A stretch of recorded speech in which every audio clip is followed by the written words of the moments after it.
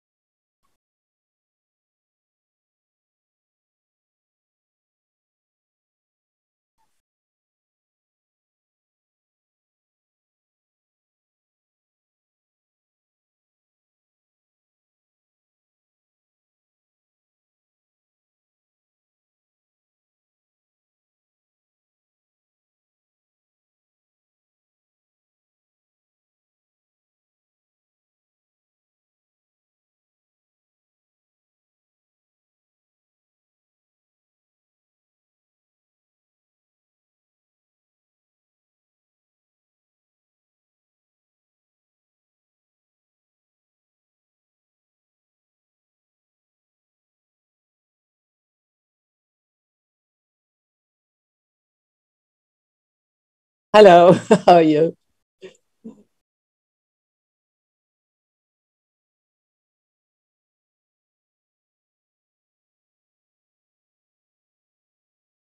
Mhm.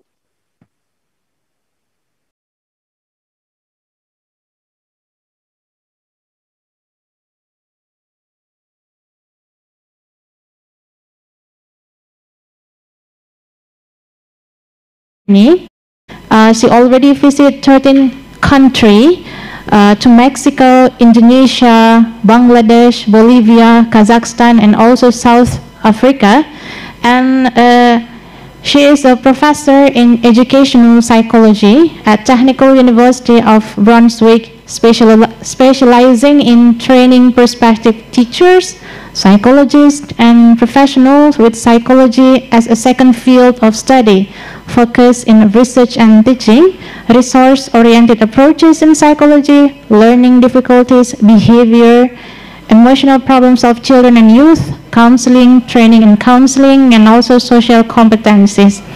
So here, Prof. Barbara already with us, and she will deliver a talk about community empowerment on mental health. So we will give time to you, Prof, around 20 to 30 minutes to give a talk.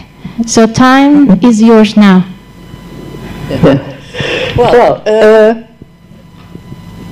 Good afternoon, and for us, good morning, everyone from Germany. I'm very happy to have been invited to talk to you, and I'm going to talk about a special aspect of mental health promotion, that's mental health prevention and promotion through community environment. Next. Yeah. Well, what am I going to talk about? In order to understand why it is useful to have programs on community empowerment in order to promote mental health, we have to look at the idea of mental health.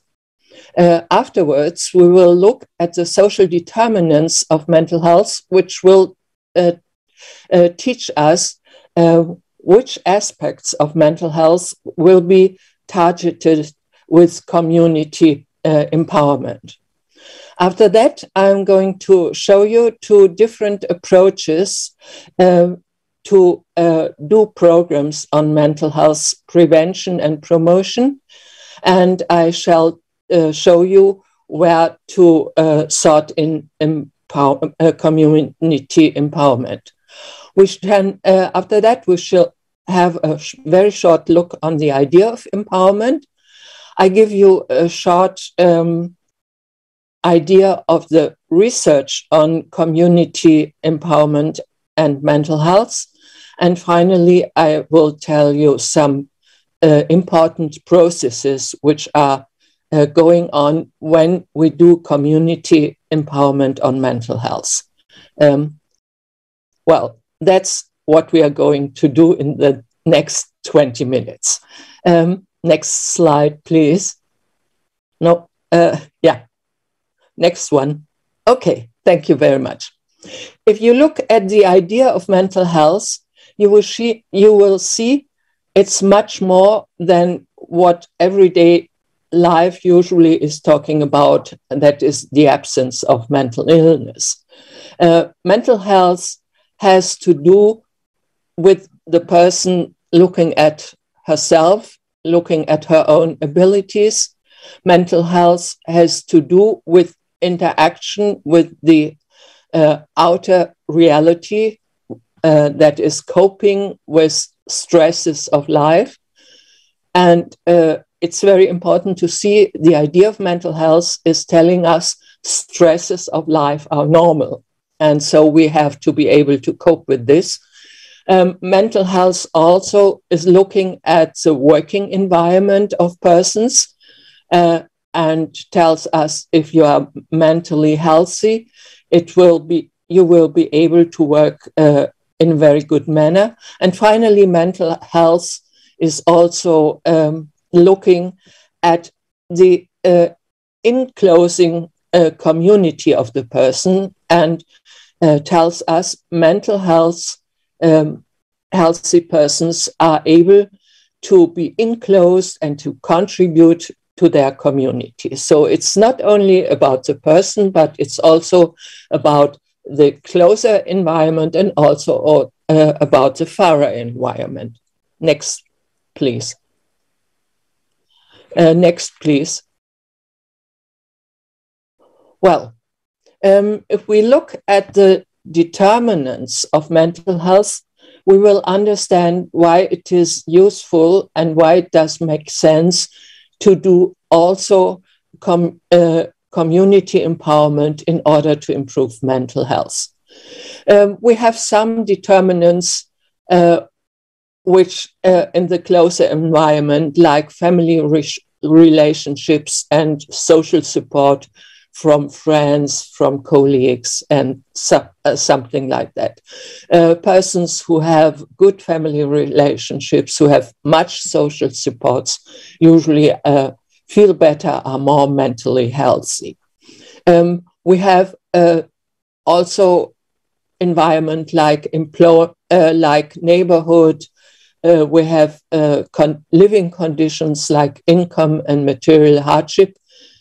But we have also the community and the participation in the community, which is also influencing our mental health. And if we are not able to be enclosed in our community and not able to participate in our community, we are much more vulnerable and our mental health is not that good.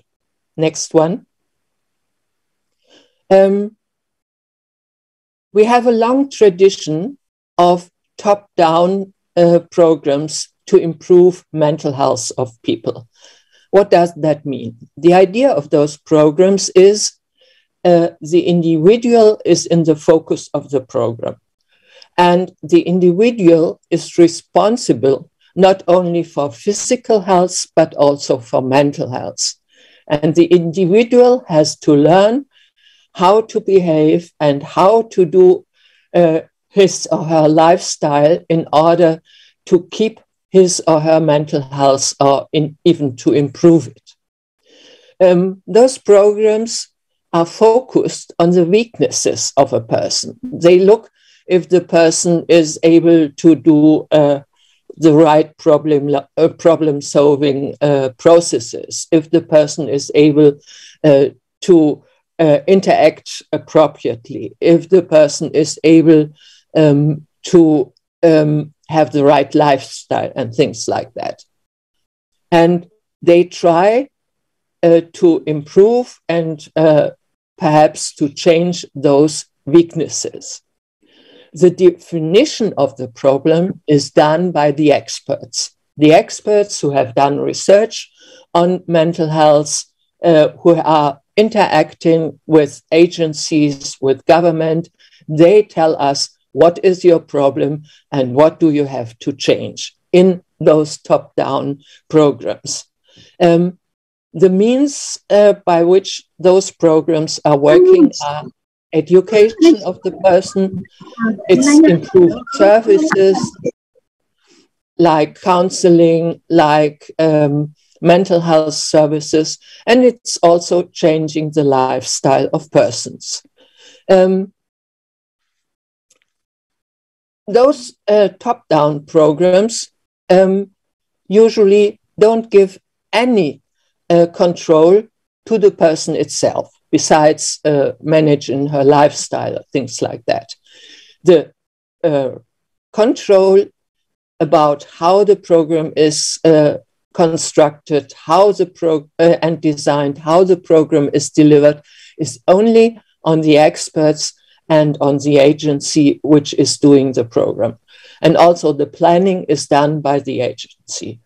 Likewise, all the financial resources are with the agency and are with those who are running the programs. They are paying the trainers, they are paying the educators and things like that. It's always, there are some persons who are very, who know quite a lot, who are very able, and they tell the individual what to do and what is good for the person. If we look at research and experience with those programs, we find out that the impact is not as well as it was hoped. There's a long discussion in mental health science about how to make people to follow the programs, how to make people do the things the programs are telling them, how to make people hold on to a program. We have many people who leave the program. We have people who don't do what they are advised to do. So the programs are not that successful as they are thought to be. Well, what are the reasons? One very important reason seems to be that the people who are getting the programs are not really included in the design of the programs. Their needs, their ideas, what they need is not, they don't ask for that. The program designers think they are experts, they know what to do, and so they educate people. About 20, 30, no, a bit longer, 50 years ago, there was a new movement which started in Brazil by Mr. Freire. His first task was to educate people in literacy. They had to learn to read and to write. And he found out that it was easier for persons to read and to write when there was an abstract course to do so, but when they learned reading and writing by talking about their personal needs and their personal interests. And he called this empowerment. And very soon, this idea was taken over from other countries and from scholars also.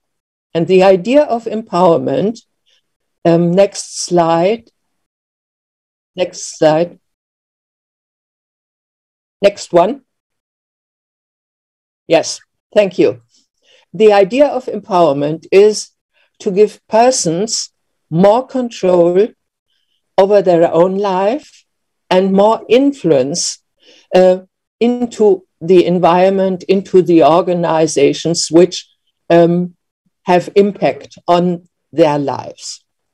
Empowerment is on three levels which are interconnected.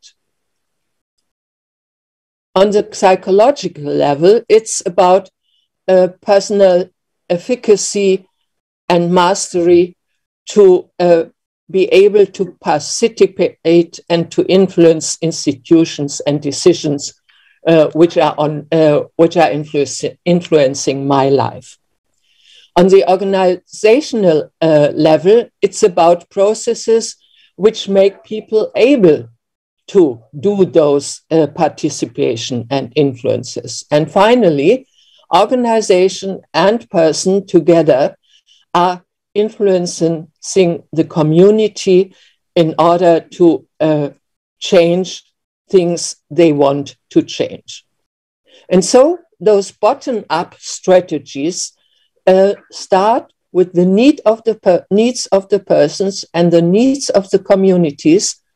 And from this on, they are designing their interventions and their programs. And from this on, they start mental health prevention.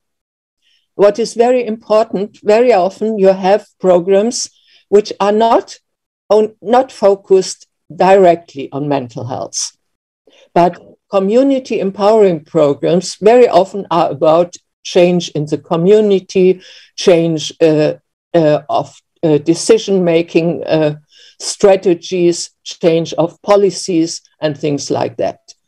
And one side effect of those community empowering programs is mental health of people enclosed in those programs is improving, is getting better. Next one, please. Next one. No, next one. Well, what are those programs looking like? It's about programs, for instance, if there is a small community and they don't have a place for events or for assemblings, things like that, and they want to have those places. And so they get active and they talk to the institutions, to the government, to get resources to have a little house for events and for assemblies. And whilst they are doing this, they find out, oh, it would be good to also have some consultation office in that house for people who are feeling bad and who need some support. And so their first focus is that assembly house. But in the second focus, they find out also we can do something for improving mental health. And finally, the result of this process will not only be they have their assembly house, but also mental health, they have something to improve mental health. And by working together, by doing their activities, their own mental health will stabilize and even be enhanced. Well, that was an example how things can work. And I give you an overlook of research. Community empowerment outcomes on mental health, there is no overall evidence directly on mental health. Very often those programs only look at processes which think are very important for mental health. And so they find out, for instance, self-efficacy gets better, self-esteem gets better, people feel more empowered. Those are aspects which we know are very important for maintaining and improving mental health.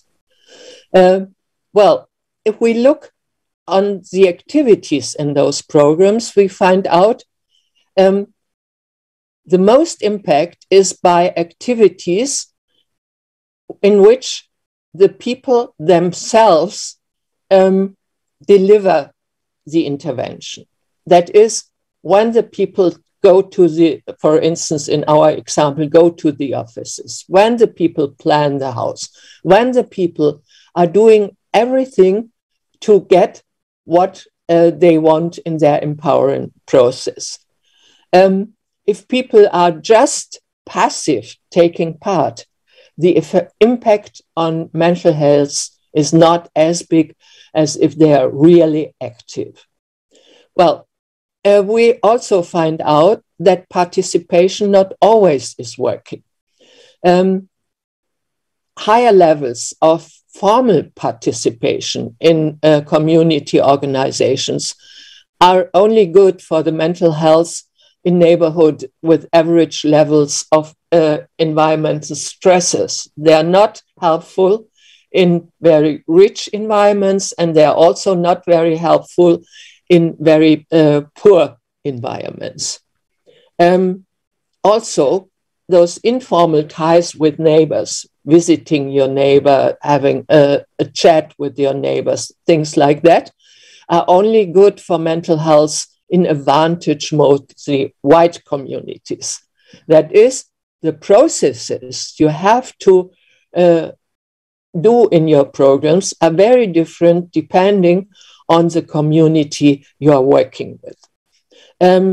In low income and very stressed communities, most important thing is making when they have the opportunity to act and to influence what is happening around them. Next one. Next. No, thank you. Well, a very often used community empowering strategy is microcredit interventions. We also know community empowerment interventions are very effective when they focus on the women. They're more effective when they focus on the women than they are when they focus on the men. Obviously, women are very important for mental health and for their own mental health, of course, but also for mental health in the family. And so projects focusing on the women are very effective.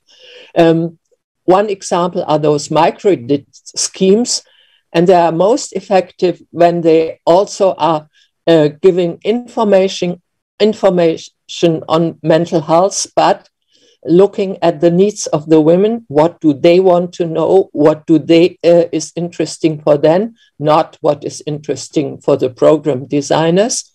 And also when they get some kind of educational training. This also makes things more effective. I will give you one more examples on a big program of community intervention, which also had important side effects on mental health of the people. In Glasgow, Scotland, they had a big project improving housing and regenerating housing. And they didn't do that project by administration, but they enclosed inhabitants from beginning. And inhabitants could influence how improvement was done. They could make plans. They talked to the institutions, and they told them their needs, and their community was very active in this program. What they found out, people felt very much empowered. They told in questionnaires, I have much influence, what is going on in my community. I can change things. People listen to me, things like that. And that influenced mental well-being, and was not that much connected to mental health, like how much depression, how much fears or things like that. The neighborhood empowerment had more impact on mental well-being and mental health than housing empowerment. That is, when they were supported to meet their neighbors, to talk to their neighbors, to get some conjoint ideas what to do, to make plans how their neighborhood should look like and things like that. That was very influencing. But when they delivered plans how the housing should look and what especially they wanted in their houses, that was not that influential. Also, proactive forms of empowerment, like influencing the decisions, like taking actions oneself to improve things, was more influential than reactive or passive forms, just sitting in the assembly, just sitting with the neighbor or things like that. That is the same as I told you before. If people are able to act, it makes them feel better than if people are just attending. And also what was very important, if they supported each other, and that was very good for their mental health. That's what we also know from individual research on mental health. Social support is most effective when people give it themselves, not getting social support, but giving social support. Generally, being active seems to be very, very important for mental health. Okay, next one. Well, on this slide, I just put together the processes which are really important for mental health in community empowerment. And you find some kind of conclusion in this slide. You have this building trust between people, which is working when you have a good community empowerment project.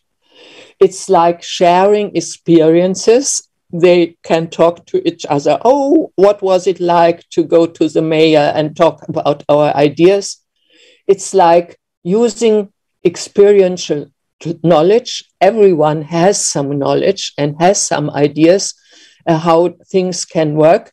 And this shall be used during the project.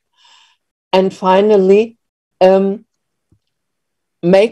giving people the opportunity really to influence the community, that is really empowering them, and not only to give them some formal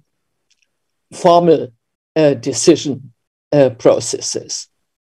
So, conclusion,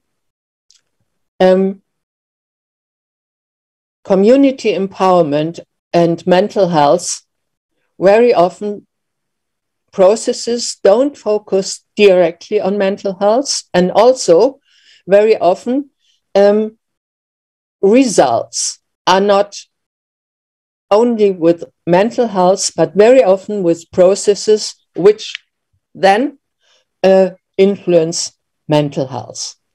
So, next one. Next one. Thank you for your attention, and I hope I gave you some ideas that not only addressing the individual, but also addressing the community can influence mental health.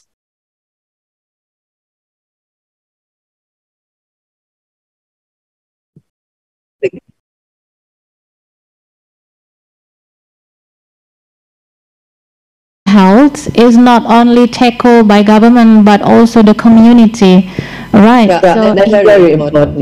Yeah. And very often communities have different needs than the government thinks they have. Yeah. So you show that there are two ways in order to give intervention to the community, top down and also bottom up. And I think from your slide, I see that bottom up is better compared to top down, right? Well, if we look at the evidence, we find a lot of interventions which make both. Both, all right. There are experts who have some ideas, and then they ask the persons, and they make them active, telling their needs, and then only they design the program after this. All right. And they make the people influence how the program is designed. So it depends then. From only doing top-down won't work very well. You have some elements of bottom-up. Yeah, so you have to have some elements of bottom-up to make mix up between top-down and also bottom-up. Thank you so much, Prof. So I will give a brief explanation to the audiences because some of them maybe a little bit struggling in understanding in English. Bagi para peserta yang bergabung online maupun offline, saya akan memberikan sedikit pemaparan terkait apa yang sudah coba dieksplor oleh Prof. Barbara. Beliau memberikan materi mengenai penguatan kesehatan mental dari sudut pandang komunitas.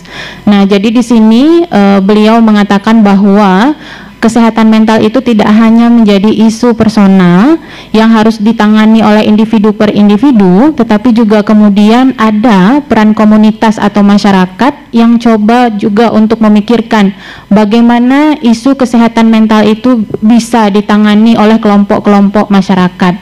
Nah, prevention atau pencegahan mengenai isu kesehatan mental ini ada dua teknik yang tadi Prof sebutkan, ada yang top down, ada yang bottom up.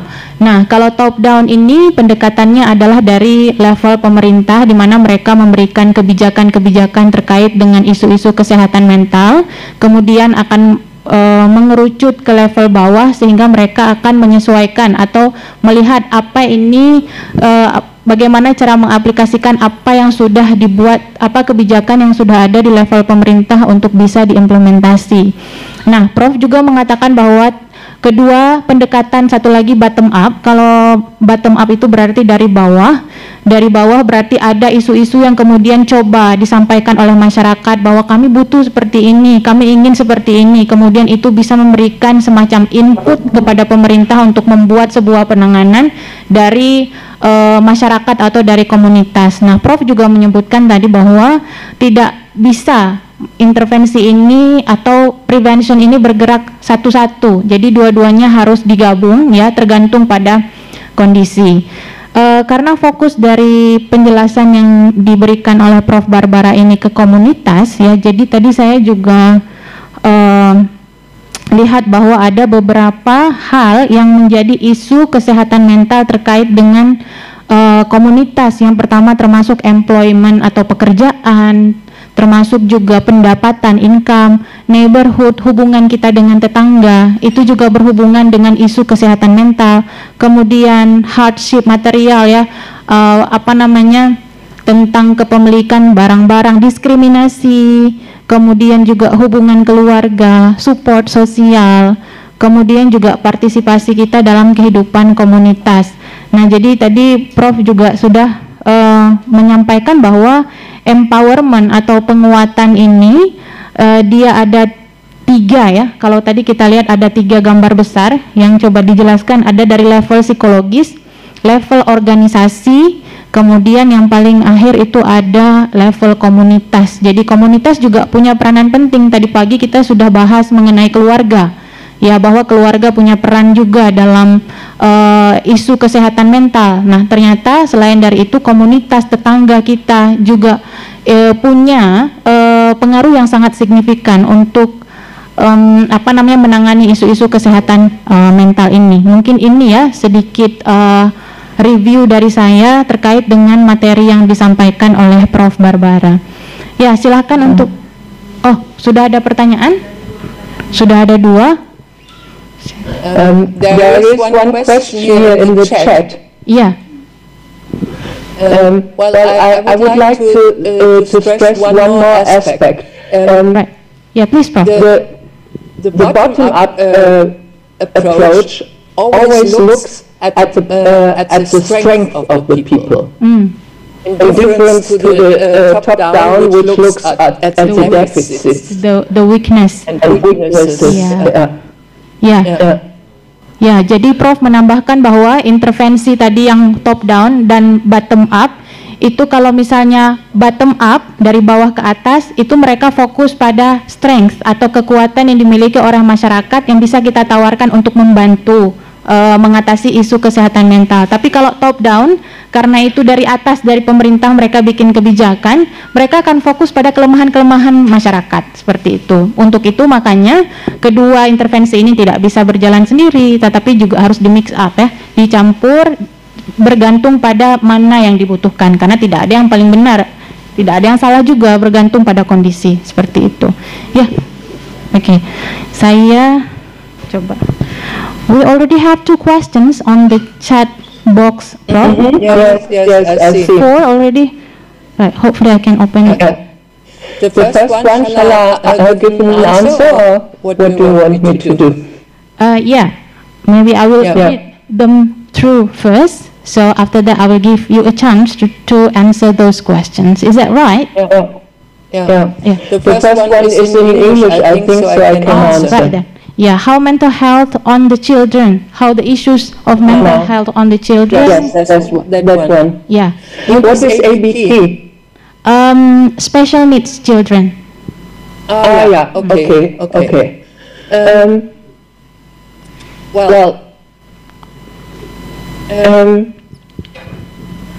We know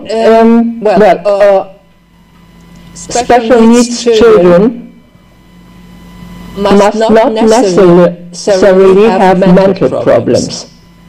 In Germany we have different kinds of special needs. We give different groups, and of course, most are about abilities and not about mental health, like children who have difficulties with learning, or children who can't hear very well, or things like that.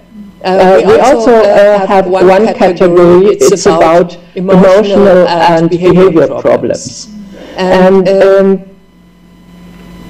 we know about those children, it's helpful to look at their strengths, to look what they are able to do. Are they able to, in what situations are they able to regulate themselves? In what situations are they able not to burst out? In what situations are they able to listen to teacher? And when we start from this, it's much easier to support them than when we cook, when does he cry, when does he fight, when does he be angry, or things like that. So do you think like autism spectrum disorder is kinds of mental illness or that disability? Autism is really some kind of mental illness. We know there is some biological aspect in this, but also with those children you can find out aspects where they are functioning rather well, and you can make their life and their parents' life easier when you look at the aspects which are functioning.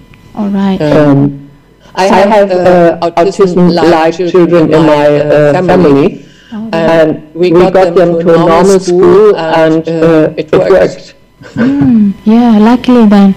So in this autism, for example, I will take the context of the question is how to deal with the children with mental illness problem or special needs. I can say, for example, autism. How the community deal with that children then? Do you think is there any like regulation or policy? I think the biggest problem for those children themselves and their families is not to be included. not to be accepted, to getting some kind of stigma.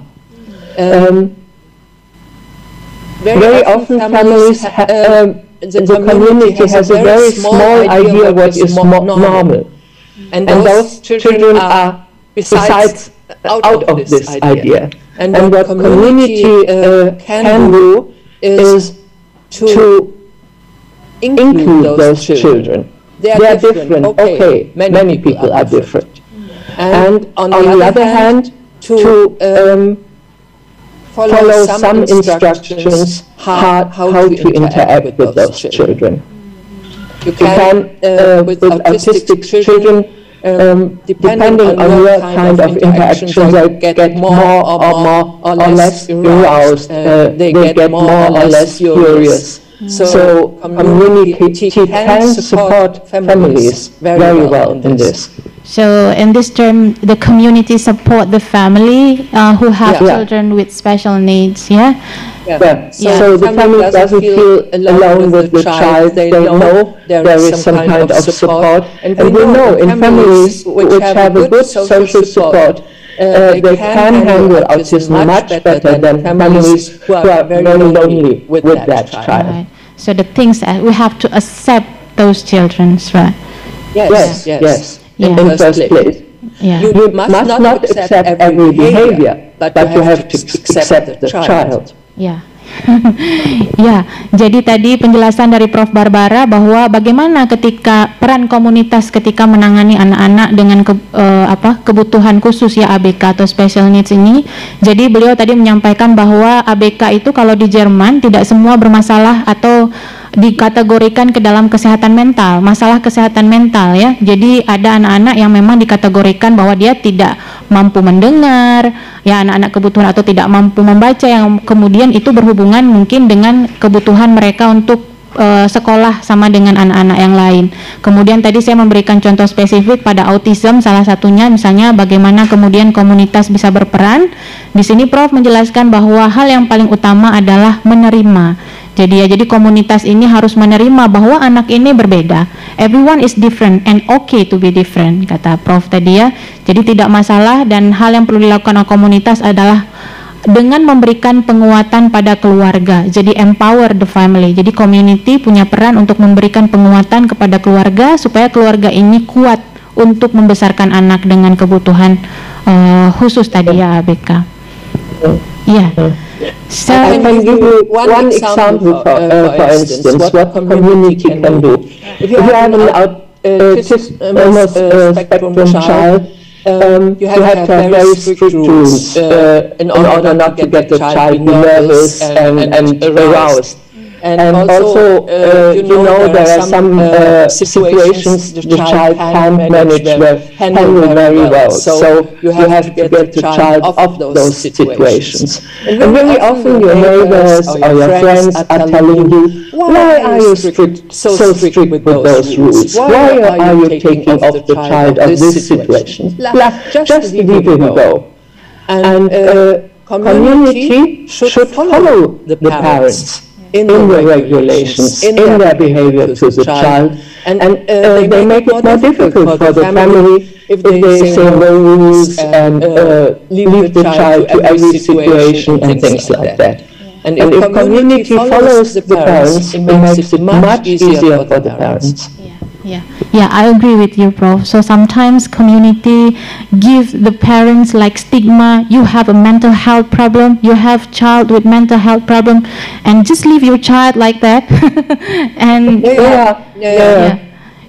Jadi Prof tadi mengatakan bahwa ketika ada kesenjangan antara orang tua dengan komunitas, misalnya komunitas memberikan stigma kepada keluarga yang memiliki anak-anak berkebutuhan khusus, jika memang perlu tinggalkan komunitas atau biarkan mereka berkata apapun. Jadi tidak bisa anak-anak ABK tadi dibiarkan begitu saja. Kenapa kok ibu punya aturan yang strict sama anak, harus begini harus begitu? Karena memang kan harus diberi aturan, mereka harus demikian Kemudian ketika komunitas protes nggak boleh begini nggak boleh begitu, padahal sebenarnya memang harus demikian. Just leave them gitu karena akan lebih mudah jika komunitas itu bisa membantu keluarga, bukan kemudian malah sebaliknya seperti itu. Itu tadi untuk pertanyaan pertama. Kemudian ada beberapa, we have some question, Prof, about your slides. I also note the same with the audience that community empowerment intervention is easier to women, right?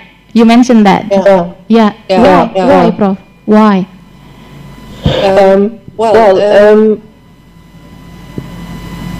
Seems to be that even today women are more interested in the well-being of their families, of their children, and more attentive to mental processes.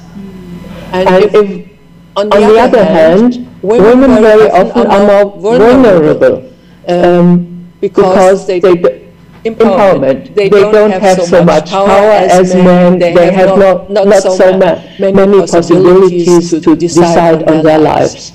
And so, if empowerment processes focus on the women, they make the women stronger, and they make the persons stronger who care about the mental health of their families. And so you get two things in one.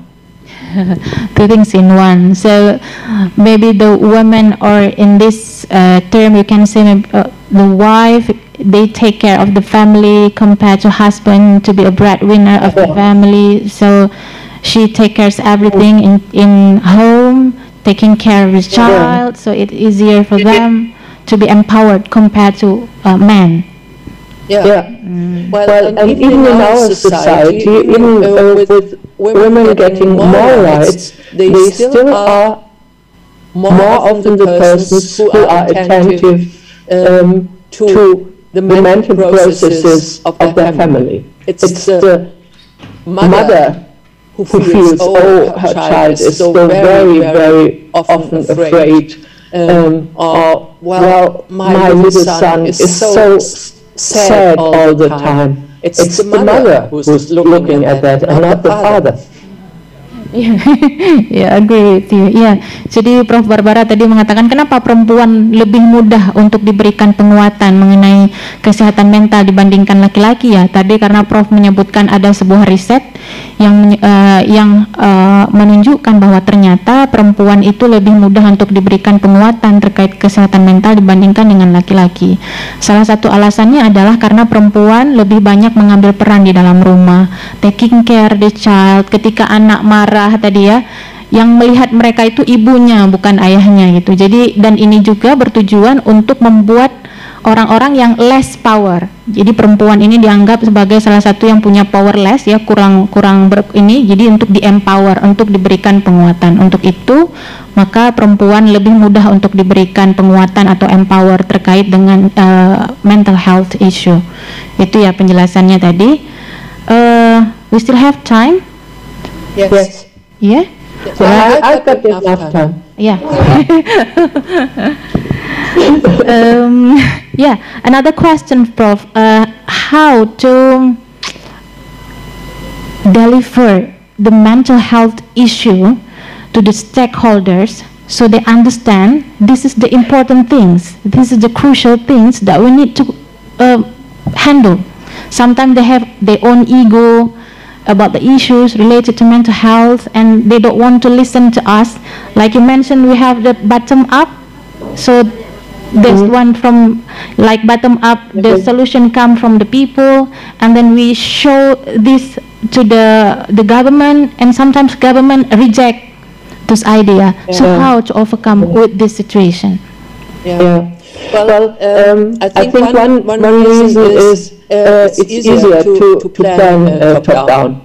You can easier make a plan top down. You tell, oh, I'm going to educate people in this and that, and then I'm doing step 1, 3, 4. And that's why governments love top-down projects. And it is more complicated to do a bottom-up project. And I think the only possibility is first thing to show them top-down projects don't work as well as you think.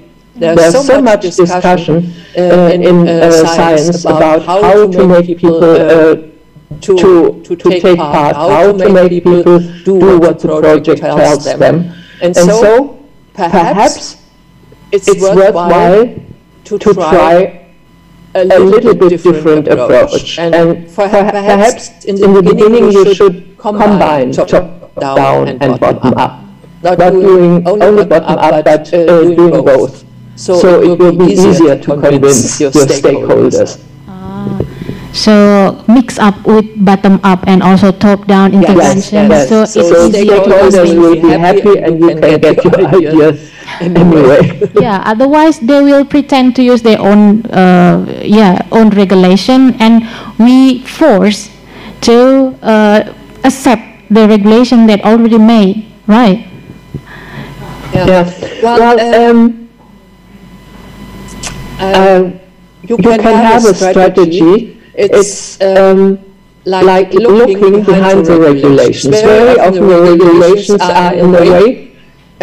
You can use them and try something which is a little bit different. You can tell them, oh, I'm doing a project on depression and it is like that and that. But to make it work very effectively, I also have to ask the people about that and that. And then it's easier to convince your stakeholders. Ya, jadi jawaban dari Prof. Barbara supaya ini bisa menjembatani antara top down dan juga bottom up adalah dengan mix up ya. Jadi menggabungkan kedua intervensi tersebut supaya kita juga bisa mendapatkan masukan dari bawah dan kemudian pemerintah bisa membuat regulasi terkait kesehatan mental berdasarkan masukan atau input yang didapat dari masyarakat, karena kebutuhan tetap yang akan memanfaatkan masalah regulasi terkait kesehatan mental ini tetap adalah masyarakat ya. Do we have still time? Yeah. I read there are so many questions on the chat box. Yes, Prof. Yes. Can you choose one maybe? Bu Usfur also already. Oh, udah.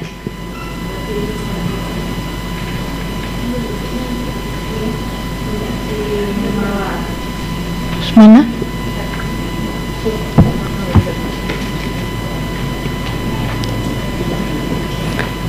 So many questions, Prof, but we can't Yes, so many questions. Yeah, it means that they are attracted to your talk about community mental health, that we have issues not only personal or family, but also in community.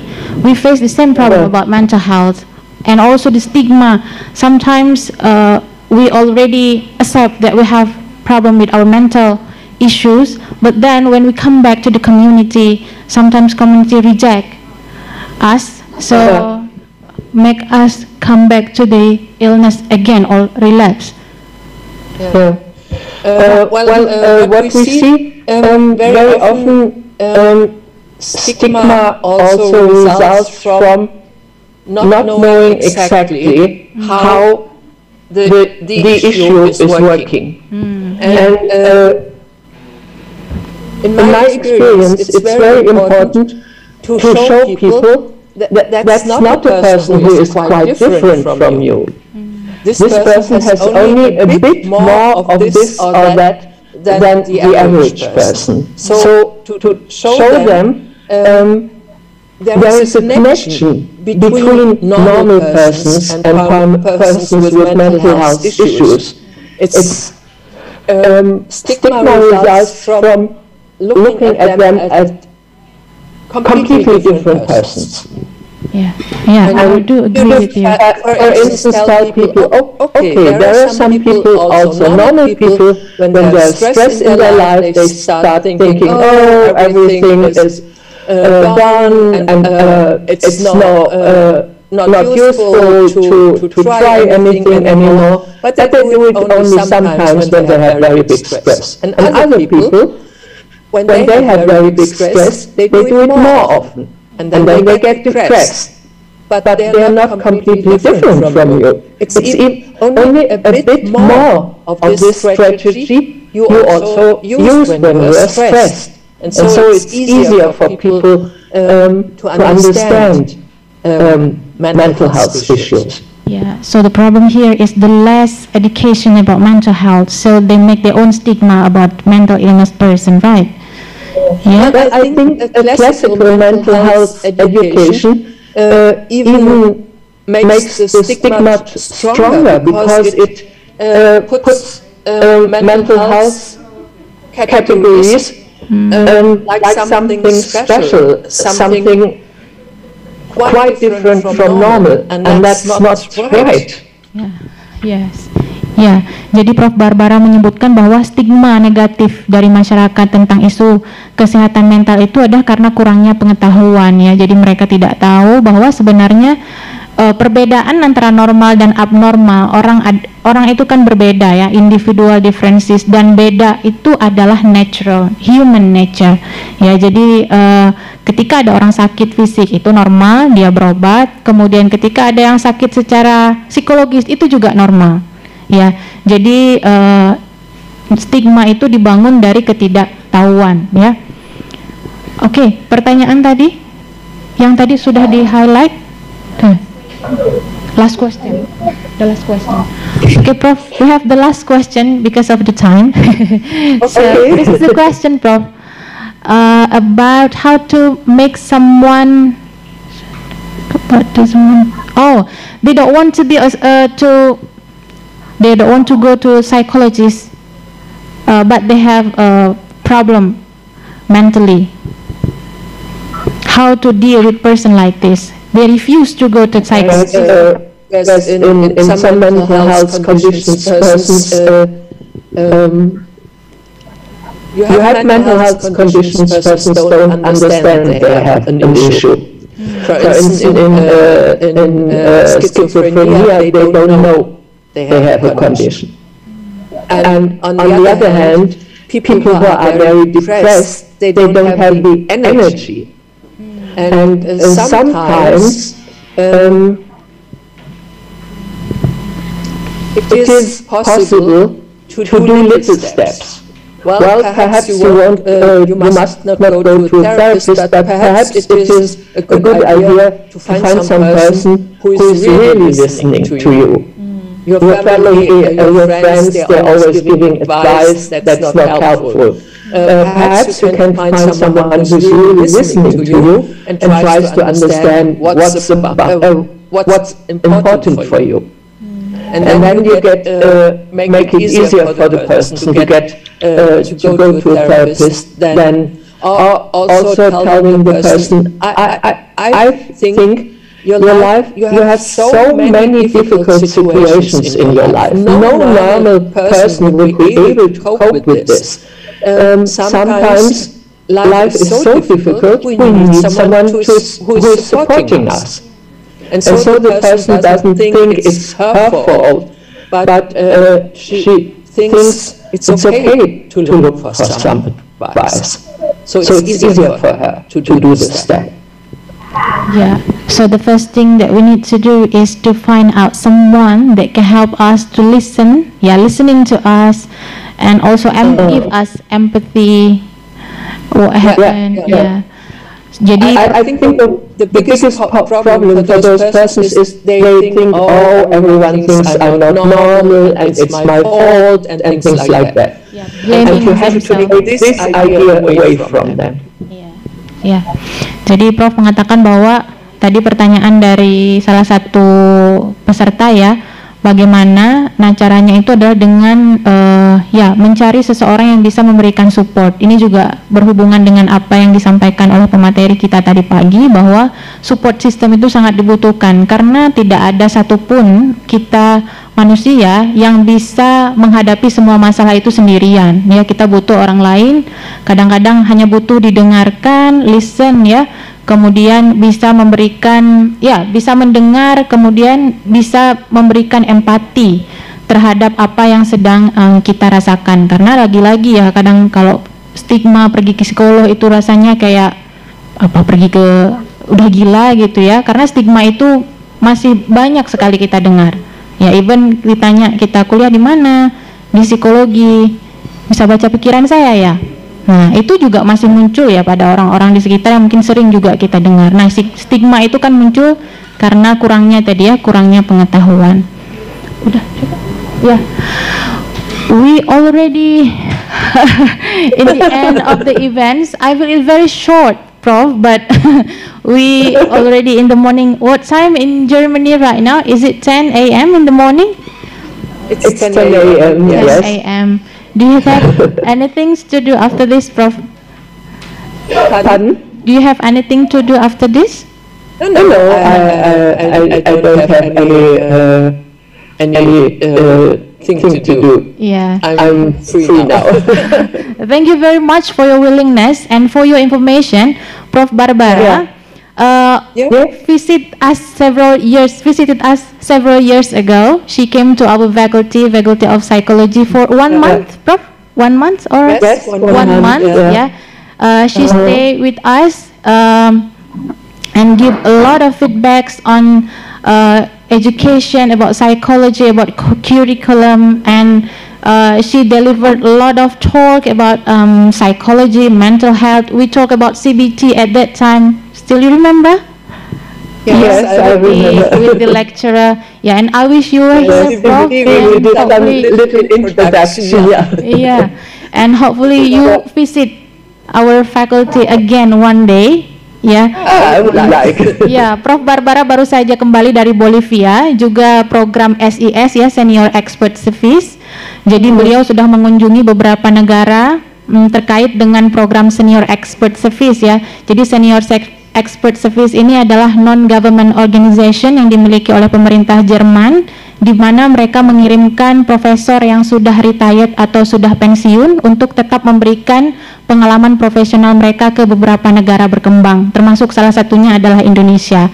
Dan Aceh pernah dikunjungi juga oleh Prof. Barbara, dan kita pernah menerima Prof di sini selama 1 bulan, dan beliau juga sudah pernah berkunjung ke Yogyakarta dan juga Jawa Timur.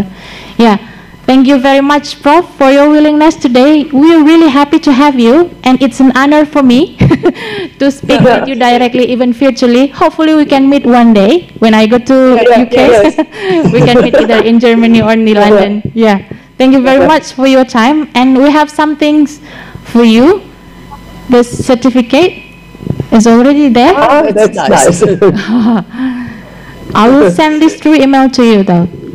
Yes. And thank you very much, and thank you for so many contributions and questions. Yeah, hopefully you still there and able to talk to us again next time when we arrange another activity or events related to psychology. I would like. Okay. Thank you. Yeah. Where is the certificate? Yeah. This is certificate. I see. Yeah. That's fine. Yeah. Thank you so much. Yeah, this is as an appreciation to you for your time, for your willingness to talk to us today, to share to us about the mental health issues, especially related to community mental health. And hopefully we will see you again next time in another event or another seminar. And take care. We will have a picture, maybe virtual picture with Prof. Barbara. Just screenshot, Prof. With all the audiences in the Zoom and also live here. Oh, we have 5 slides because so many participants joined via Zoom. So we'll take one by one. Just give the clue. 1, 2, 3, then capture. Right? Oh, untuk peserta dimohon untuk on kamera supaya kita bisa mengabadikan foto bersama dengan Prof. Barbara yang akan diambil oleh panitia.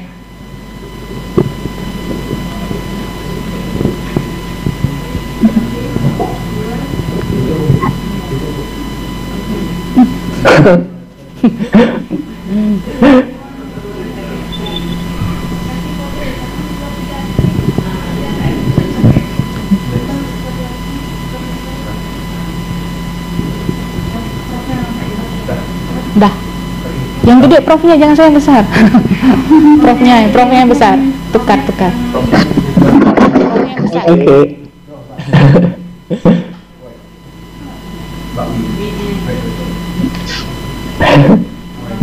Wait, Prof. Hold on. Ya.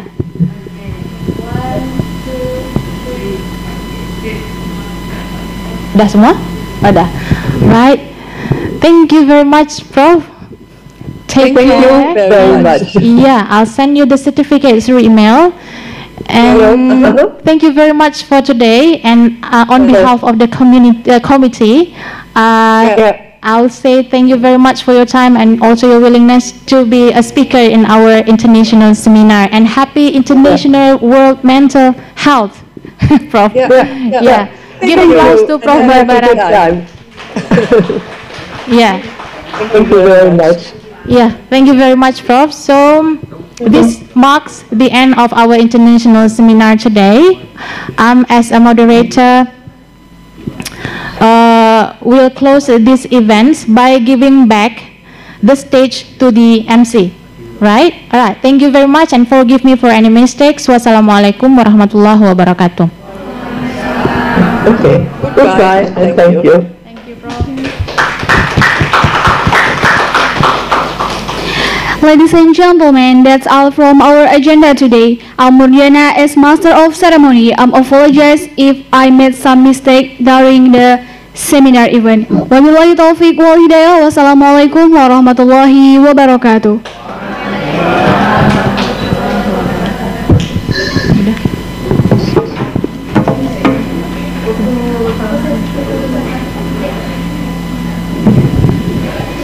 Untuk para peserta selanjutnya yaitu foto bersama atau dokumentasi, jadi silahkan berdiri di tempat masing-masing.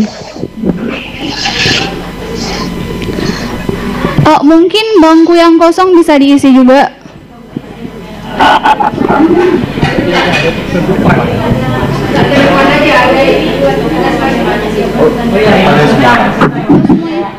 Untuk peserta, kita untuk ambil fotonya semua ke depan aja.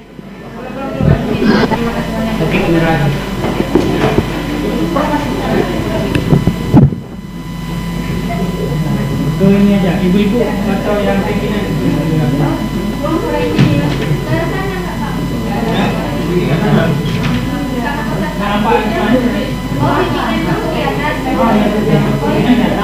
Yang ini di bawah.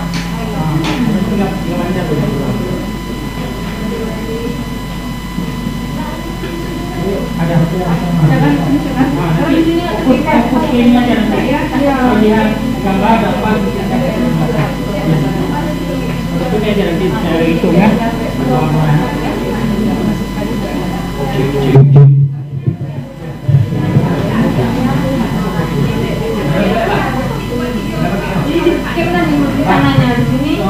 Yang dipilih data.